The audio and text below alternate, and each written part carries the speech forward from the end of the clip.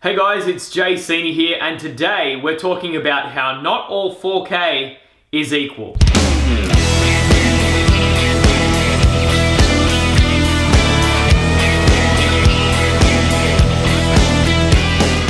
Okay, so right now I have two cameras running. I have the GH5 and I also have my Samsung Galaxy S8. Now they're both shooting in 4K. So they should look the same, right? Wrong. Why is it that the footage on my GH5 looks different to the footage that's on my Samsung Galaxy S8 Plus?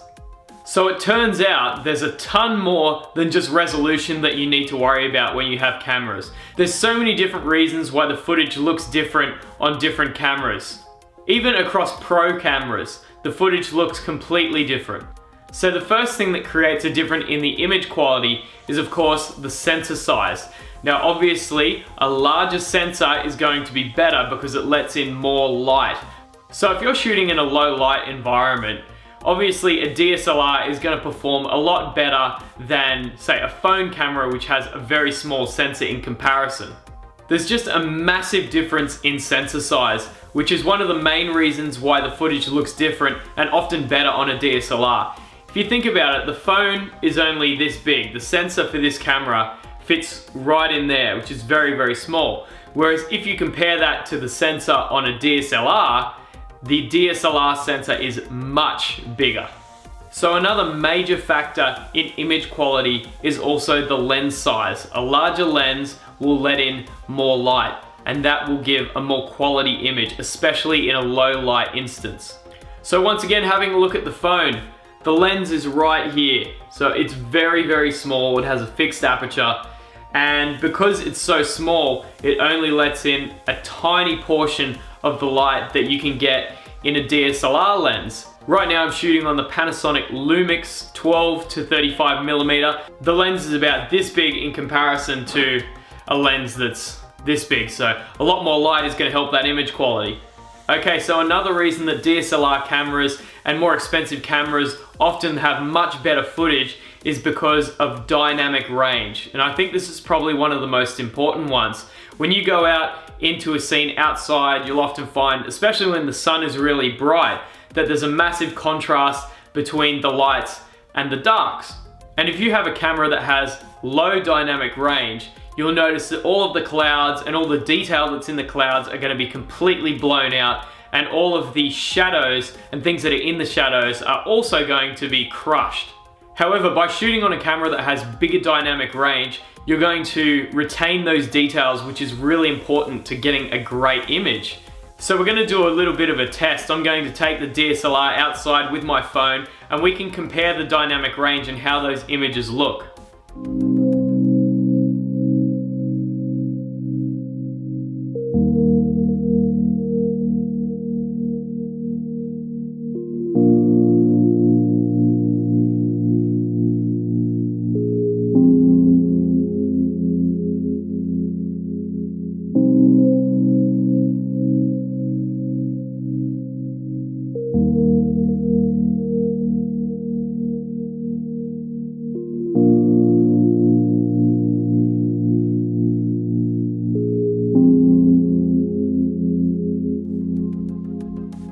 So as you can see, the footage on the phone does still look good. There's nothing wrong with it. However, you're getting a lot more dynamic range on the GH5, which I'm shooting with, and you see a lot more detail in the sky and in the dark on the GH5 because the sensor's bigger and it has bigger dynamic range. Okay, next one is color science. Now across all of the manufacturers, they all have different color science, and basically what that is how the colors of everything like this red shirt are captured by the camera. You'll notice that you can shoot the exact same thing on a Panasonic camera, on a Nikon camera, on a Canon camera, and you'll see that the colors are slightly different across the spectrum. So obviously color science is something that is a bit subjective, it's a bit more personal. You might like the look of one camera over another, but it is a factor that makes the footage look different. Okay, and the last point I wanted to talk about was of course data rate. Now data rate is such a big thing in determining the quality of your image. If you're shooting on a camera that has a really low data rate, then you're not going to have as much detail as a camera that shoots with a much higher data rate. The GH5, for example, that I'm shooting on, it's a massive data rate, so that means it maintains a lot of the detail of the environment. Whereas something that doesn't have a massive data rate like that, it's just not going to have as much detail in the footage, and that's why it will look different.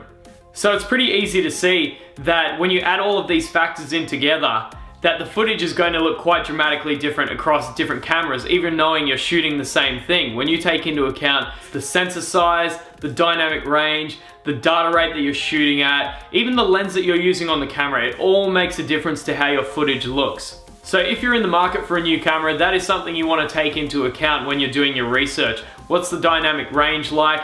What's the color science like? And that way you can make a great choice for what you're going to do. So that's it for today, guys. I hope you found this explanation useful. My name is Seeney. Make sure you like and subscribe to the channel, and we'll see you later.